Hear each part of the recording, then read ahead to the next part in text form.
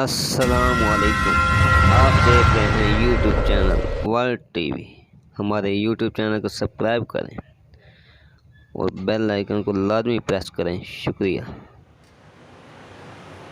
اللہ وحدہ لا شریک لہ و ثنا اور آقا نامدار تاجدار مدینہ سرور سینہ حضور پرنور شافع دور المشہور سید المرسلین خاتم النبیین سید الاولین والآخرین حضرت محمد رسول اللہ صلی اللہ علیہ وآلہ وآصحابہ وبارک وسلم کی ذات بابرکات پر ہدیہ درود و سلام پیش کرنے کے بعد گزشتہ جمعۃ المبارک پر سیدنا ابراہیم خلیل اللہ علیہ السلام کی ولادت باسعادت اور آپ کی زندگی کے ابتدائی دور کو بیان کیا تھا۔ آج اسی موضوع کو انشاءاللہ آگے چلاؤں گا۔ سیدنا ابراہیم علیہ السلام نے جب نمرود سے مناظرہ کیا اور نمرود لاجواب ہو گیا تو نمرود اپنی شرمندگی کو چھپانے کے لیے ابراہیم علیہ السلام کو قید کر دیا۔ قید کرنے کے بعد اپنے تمام خادموں کو بلایا اور مشورہ کیا کہ ابراہیم علیہ السلام کے ساتھ کیا سلوک کیا جائے۔ تو ان میں سے ایک ہنون نامی بنی افراد سے تعلق رکھنے والا اس نے سیدنا ابراہیم خلیل اللہ علیہ السلام کی کو آگ میں ڈالنے کا مشورہ دیا تھا۔ تو اللہ نے اس کو سزا یہ دی کہ اسے زمین میں دھنسا دیا اور قیامت تک وہ زمین میں دھنسا ہی رہے گا۔ تو نمرود نے حکم جاری کر دیا، ایک عمارت بنائی جائے، چار دیواری، اس کے اندر لکڑیاں اکٹھی کی جائیں اور ان کو آگ جلائی جائے، پھر ابراہیم علیہ السلام کو اس آگ میں ڈالا جائے۔ نمرود کے حکم کے مطابق ایک چار دیواری عمارت تیار ہوئی جو 30 گز لمبی اور 20 گز چوڑی تھی، اور منادی نے اعلان کیا کہ نمرود کا حکم ہے کہ چھوٹا بڑا مرد عورتیں تمام لکڑیاں جمع کریں اور اس عمارت کے اندر ڈالی جائے۔ جو نمرود کا حکم نہیں مانے گا اسے بھی ابراہیم علیہ السلام کے ساتھ ہی جلا دیا جائے گا۔ نمرود کو خوش کرنے کے لیے اور ابراہیم علیہ السلام کی دشمنی کے لیے تمام مرد عورتوں چھوٹے بڑوں نے لکڑیوں کو جمع کیا، حتیٰ کہ اس حد تک کہ مزدوری کر کے وہ لکڑیاں لیتے تھے، اور کچھ لوگ کو یہ نظر کچھ لوگوں نے کرانی اگر ہم جو بیمار تھے ہم ٹھیک ہو گئے تو ہم ابراہیم کو جلانے کے لیے لکڑیاں اکٹھی کریں گے۔ جب عمارت لکڑیوں سے بھر گئی، نمرود نے حکم دیا اس پہ آگ جلائی جائے۔ آگ جلا دی گئی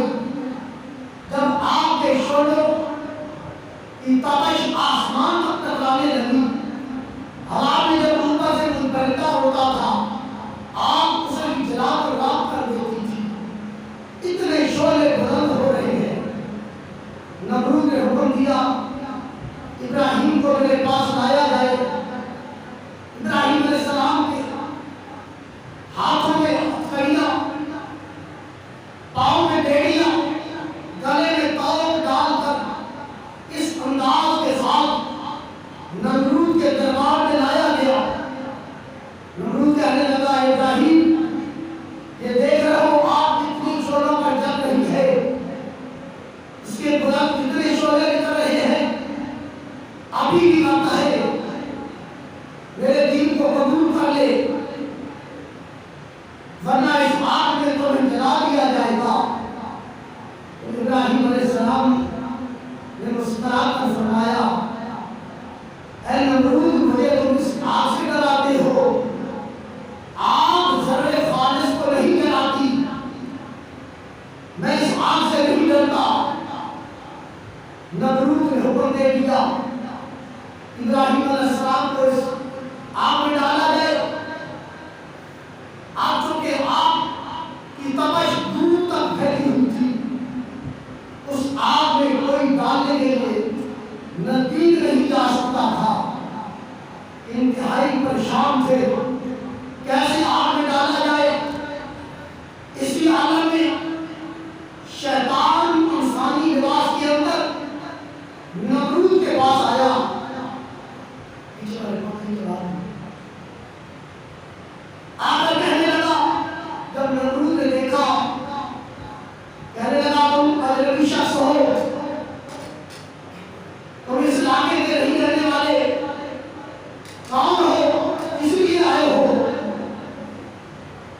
تو شیطان کہنے لگا میں بڑی مدت سے آپ کی خدمت میں ہوں، آپ مجھے پہچانتے نہیں ہیں، مجھے پتا چلا ہے ایک آپ کے دین کو تبدیل کرنے والا ایک جادوگر آیا ہوا ہے جو آپ کی سلطنت کو برباد کرنے کے ارادے سے آیا ہوا ہے، اور آپ اس کو جلانے کے لیے آپ کا حکم ہوا ہے، لیکن آپ کی تپش کی وجہ سے آپ کے خادم اس میں ابراہیم کو ڈانٹ نہیں سکتے، میں آپ کی مدد کے لیے آیا ہوں۔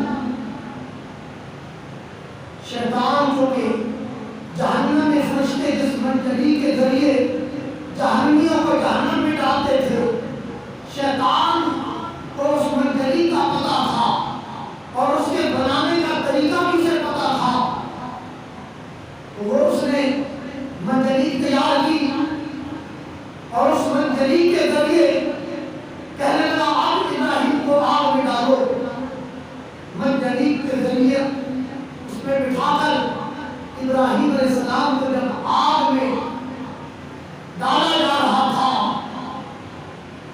جب اس منجلی سے نکل کر آگ کی طرف تشریف لے جا رہے تھے تو جبریل امین روح الامین تشریف لے آئے، آپ عرض کرتے ہیں آپ لگا حاجت اے ابراہیم، کیا کوئی حاجت ہے تو بتاؤ، خادم حاضر ہے۔ آپ نے فرمایا نعم اما الیکا، ہاں حاجت تو ہے لیکن کچھ سے نہیں ہے۔ جبریل امین کہنے لگے آپ تو آپ میں جا رہے ہو، جس سے حاجت ہے اسے پکارو۔ فرمایا علمہ بحالی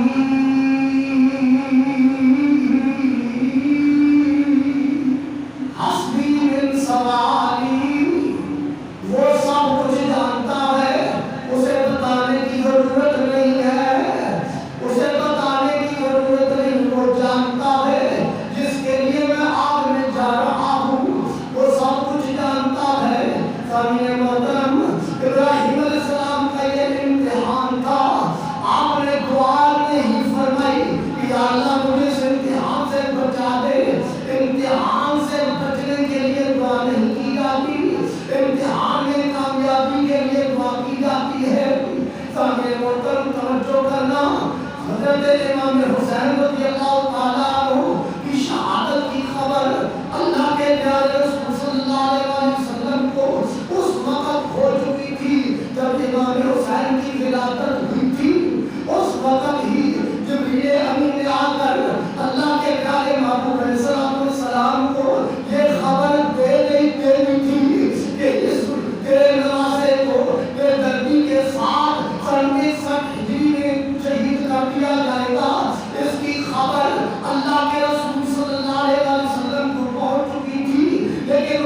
باوجود اللہ کے رسول صلی اللہ علیہ وسلم نے امام حسین کی اس لیے دعا نہیں کی کہ یا اللہ حسین کو اس امتحان سے بچا دے، نانا اللہ کے رسول نے جو دعا فرمائی وہ یہ فرمائی تھی، یا اللہ میرے نواسے کو صبر اور استقامت عطا فرمانا، صبر اور استقامت اور کامیابی عطا فرمانا۔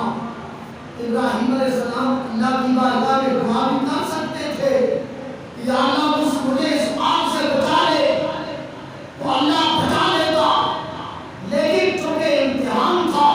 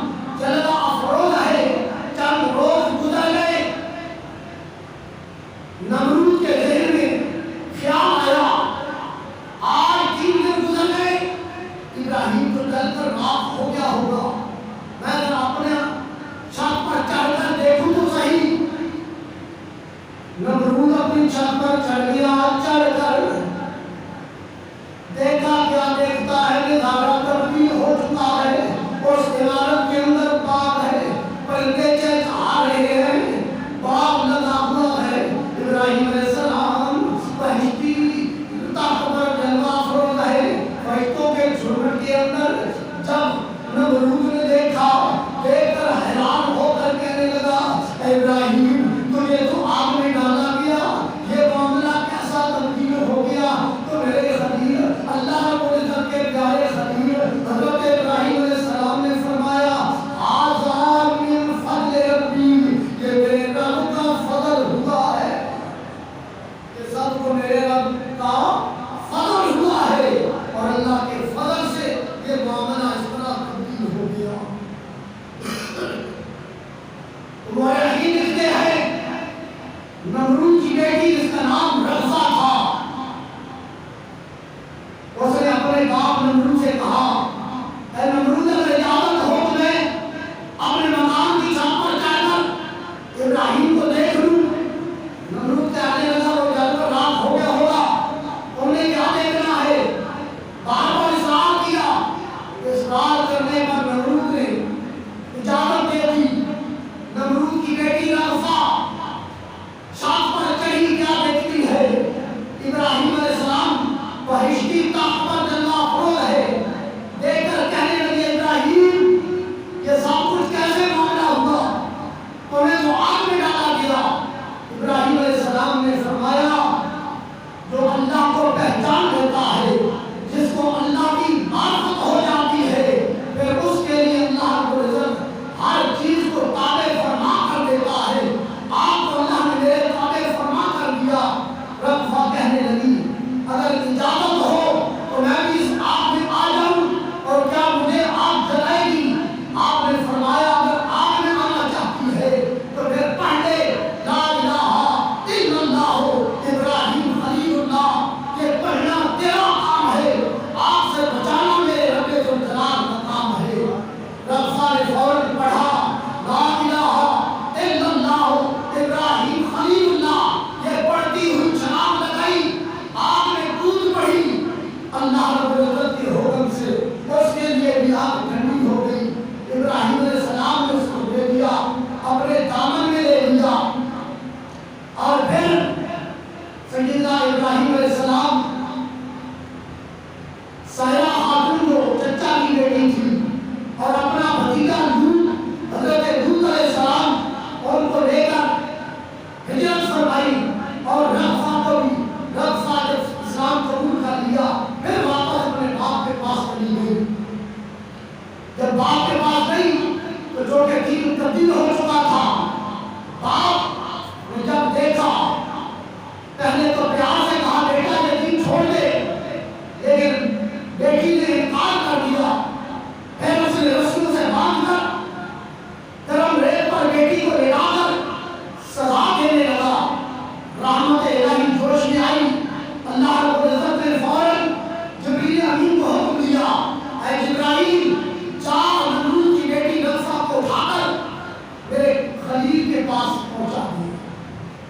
جبریل امین آئے، فوراً اس بچی کو اٹھا کر اس خلیل کے پاس پہنچا دیا۔ آپ نے ہجرت فرمائی، اور رغفہ کو اپنے بیٹے کے ساتھ مدائن جس کا نام تھا، اس کے ساتھ اس کا نکاح کر دیا۔ اور مورخین لکھتے ہیں کہ حضرت ابراہیم علیہ السلام کے بیٹے سے، جس نے رغفہ سے نکاح کیا تھا، جب کے بعد جیسے 20 بیٹے ہوئے، اور سارے کے سارے نبوت پر فائز ہوئے۔ سیدنا ابراہیم خلیل علیہ السلام نے حضرت سائرہ خاتون سے نکاح کر لیا۔ آپ ہجرت کر کے جب مصر پہنچے، پتہ چلا کہ مصر کا بادشاہ بہت بڑا ظالم ہے، بادشاہ ظالم ہے۔ اس کا طریقہ یہ ہے کہ جو نئی شادی ہوتی ہے وہ دلہن اس کے پاس پیش کی جاتی ہے، اور اگر اسے پسند آ جائے تو اس دلہن کو اپنے پاس رکھ لیتا ہے، اور اس کے خامن کو قتل کرا دیتا ہے۔ ابراہیم علیہ السلام کو یہ پتہ چلا، اور اس نے تمام علاقوں میں اپنی فورس کھڑی کی ہوئی تھی،